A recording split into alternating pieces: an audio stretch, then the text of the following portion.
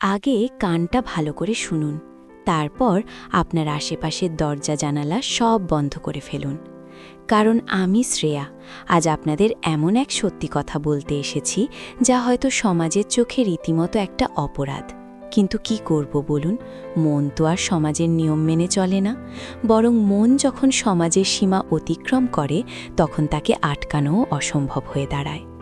আমার গল্পটা হয়তো অনেকেই কানে শুনতে চাইবেন না, অনেকেই হয়তো বিচার করবেন, কিন্তু কিছু কিছু অনুভূতি থাকে যা শুধু নিজেরই থাকে, কাউকে বোঝানো যায় না। আমার বাড়ি বর্ধমানের এক ছোট্ট গ্রামে। গ্রামের নাম বলতে চাই না, কারণ এই গল্পটা জানাজানি হলে গ্রামের মানুষ হয়তো আমাকে আর চোখে দেখতে পারবে না। বয়স আমার এখন ৩০ ছুঁই ছুঁই, দেখতে খারাপ নই। অনেকেই বলেন আমার নাকি লম্বা কালো চুল আর শ্যামলা রঙের ত্বকটা বেশ আকর্ষণীয়। শাড়ি পরলে আমার শরীরী বাঁকগুলো নাকি আরও স্পষ্ট হয়ে ওঠে। আজকে যেমন আমি একটা হালকা গোলাপি রঙের জামদানি পরেছি, আঁচলটা আমার বুকের ওপর দিয়ে আলগা করে রাখা, ঠিক যেমন আপনারা এখন আমাকে দেখছেন। এইভাবেই আমি সেদিন রনির সামনে দাঁড়িয়েছিলাম, আমার দেওর রনি, যে আমার থেকে প্রায় ৬ বছরের ছোট। সেদিনের কথা মনে পড়লে আজও আমার বুকের ভেতরটা ধরফর করে ওঠে। মনে হয় যেন আমি আবার সেই সময়ে ফিরে গেছি। আপনারা যদি এমন আরও গোপন গল্প শুনতে চান তাহলে চ্যানেলটা সাবস্ক্রাইব করে রাখুন। আমার বিয়ে হয়েছিল রনির দাদা অরুণদার সাথে। অরুণদা গ্রামেরই স্কুলে শিক্ষকতা করতেন। ভালো মানুষ, কিন্তু প্রচণ্ড চাপা স্বভাবের, নিজের জগৎ নিয়েই বেশি থাকতেন। আর রনি ছিল সম্পূর্ণ উল্টো, প্রাণবন্ত, হাসি খুশি, সবার সাথে মিশে যাওয়া এক ছটফটে ছেলে। বিয়ের পর থেকে দেখতাম রনি আমাকে একটু অন্য চোখে দেখত। প্রথম ভাবতাম ছোট ভাই বোনের মতো সম্পর্ক বুঝি। ওর দুষ্টুমি, ওর অবাধ স্বাধীনতা, আমার সাথে কথা বলার ধরন, সব কিছুতেই যেন একটা বিশেষত্ব ছিল যা আমি অন্য কারো মধ্যে দেখিনি। অরুণদা যখন স্কুলে চলে যেতেন বা রাতে বাড়ি ফিরতে দেরি করতেন তখন রনিই আমার ভরসা ছিল।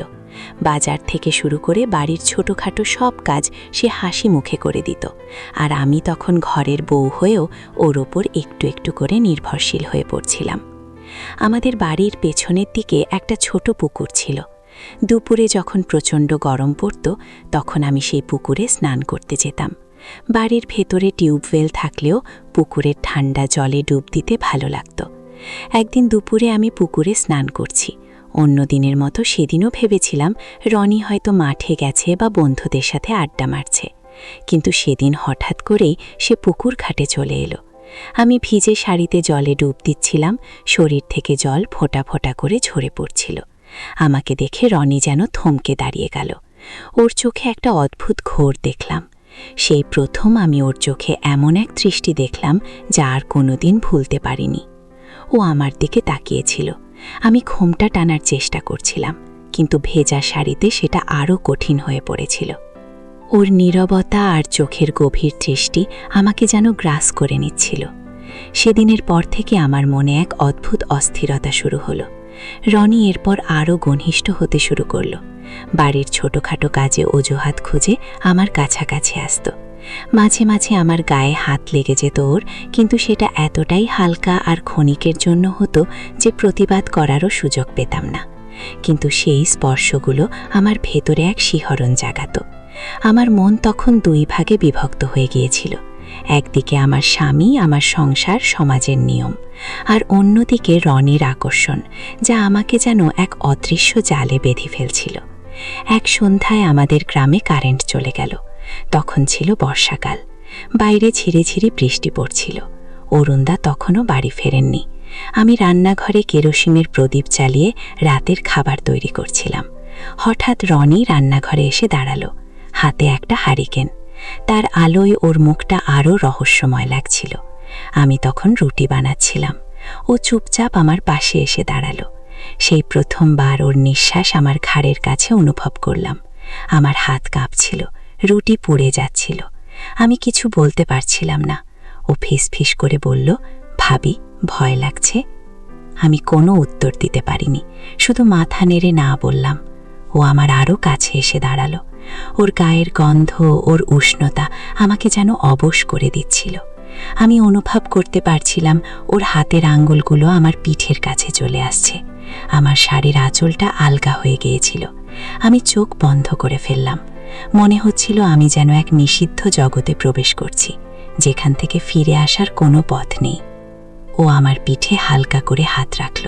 সেই স্পর্শে আমার সারা শরীর যেন কেঁপে উঠল। সেই মুহূর্তে আমি যেন ভুলে গিয়েছিলাম যে ও আমার দেওর আর আমি ওর ভাবি।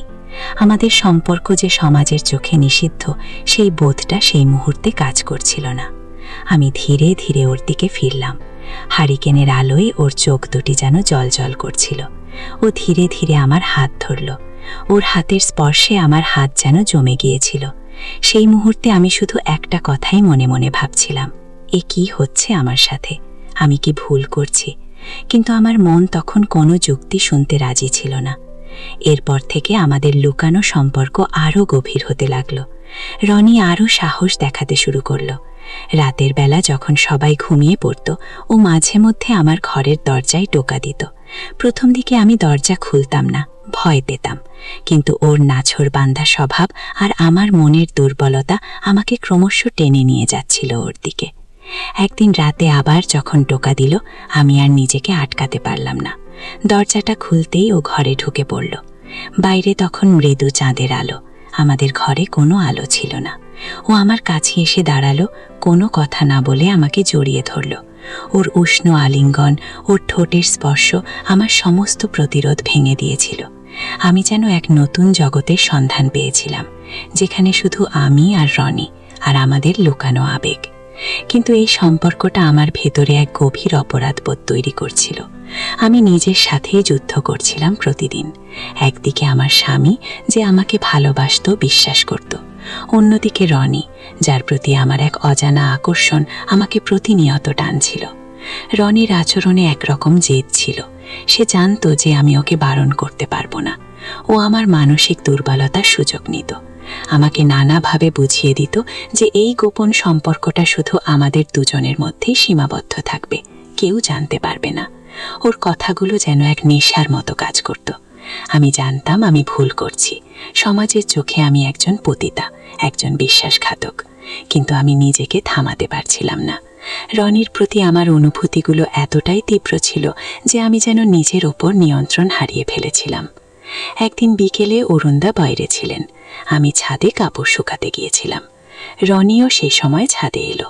ও আমাকে দেখেই কেমন যেন অস্থির হয়ে উঠল। আশেপাশে কেউ ছিল না।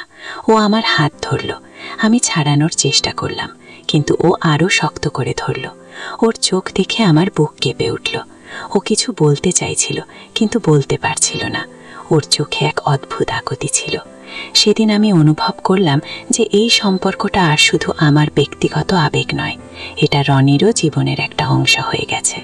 আমারও ভেতরে ভেতরে কেমন একটা ভয় হচ্ছিল, কারণ এই সম্পর্কটা যে কোনোদিন ধরা পড়তে পারে, সেই আশঙ্কা আমার মনে সবসময় ছিল। ধরা পড়লে কি হবে? আমার সম্মান, আমার সংসার, আমার ভবিষ্যৎ সব কিছু এক মুহূর্তে শেষ হয়ে যাবে। এই গোপন সম্পর্কের জেরে আমার জীবনটা কেমন যেন একটা দোলাচলে চলছিল। রাতে ঘুমাতে পারতাম না। দিনের বেলা সবার সামনে হাসি মুখে থাকতে হতো, কিন্তু ভেতরে ভেতরে আমি পুড়ছিলাম। রনির সাথে যখন একা হতাম, তখন সেই সব আবেগ আমাকে ভাসিয়ে নিয়ে যেত, কিন্তু তারপরেই আবার অপরাধবোধ, অনুশোচনা আমাকে কুড়ে কুড়ে খেত। মনে হতো আমি যেন একটা ভুল পথে চলেছি, কিন্তু সেই পথ থেকে বেরিয়ে আসার মতো শক্তি আমার ছিল না। রনি আমাকে একরকম জাদুতে আটকে রেখেছিল। ওর প্রতি আমার টান, ওর স্পর্শ, ওর গভীর দৃষ্টি সব কিছুই আমাকে যেন এক অদৃশ্য বাঁধনে বেঁধে রেখেছিল। কিন্তু এক সময় আমাকে থামতেই হলো। একদিন রাতে আমি যখন রনির সাথে কথা বলছিলাম, তখন অরুণদা অপ্রত্যাশিতভাবে বাড়ি ফিরে এলেন। তিনি দরজা খোলার শব্দ করলেন। রনি দ্রুত আমার ঘর থেকে বেরিয়ে গেল। আমি সেদিন ভয়ে কাঁপছিলাম। অরুণদা ঘরে ঢুকলেন, আমাকে জিজ্ঞাসা করলেন, কি ব্যাপার, এত রাতে কার সাথে কথা বলছিলে? আমি কোনো মতে সামলে নিয়ে বললাম, না, কারোর সাথে না, এমনিতেই একা একা ভাবছিলাম। অরুণদা হয়তো ব্যাপারটা পুরোপুরি বোঝেননি, কিন্তু আমার মনে একটা সন্দেহের বীজ বপন হয়ে গেল। সেদিন রাতে আমি ঘুমোতে পারিনি। আমার মনে হচ্ছিল এইবার সব শেষ হয়ে যাবে। আমি আর এই মিথ্যা সম্পর্কটা চালিয়ে যেতে পারবো না। আমাকে একটা সিদ্ধান্ত নিতেই হবে, হয় সমাজ নয় রনি। দুটো একসঙ্গে চলতে পারে না। এরপর আমি নিজেকে কিছুটা গুটিয়ে নিতে শুরু করলাম। রনিকে এড়িয়ে চলতে লাগলাম। ও বুঝতে পারছিল যে আমি পাল্টে যাচ্ছি। ও আমাকে বারবার বোঝানোর চেষ্টা করত, ভাবি, ভয় পাচ্ছ কেন? কেউ জানবে না। কিন্তু আমার ভেতরে যে ভয়টা জন্ম নিয়েছিল সেটা আমাকে আর শান্তি দিচ্ছিল না। আমি জানি আমি হয়তো দুর্বল ছিলাম, হয়তো ভুল করেছি, কিন্তু সেই ভুলের পরিণতি যে কতটা ভয়ঙ্কর হতে পারে সেটা আমি উপলব্ধি করতে পারছিলাম। একটা সম্পর্ক যা সমাজের চোখে অবৈধ সেটা কখনোই দীর্ঘস্থায়ী হতে পারে না। আমি নিজের মনকে বোঝাতে শুরু করলাম যে আমার একটা সংসার আছে, একজন স্বামী আছে, একটা সামাজিক পরিচয় আছে। এই সব কিছুকে আমি আর হারাতে চাই না। রনি আমার জীবনের একটা গভীর অংশ হয়ে গিয়েছিল ঠিকই, কিন্তু সেই অংশটা আমার বাকি জীবনটাকে ধ্বংস করে দেবে। অবশেষে একদিন আমি রনির সাথে সরাসরি কথা বললাম। আমি ওকে বললাম যে এই সম্পর্কটা আর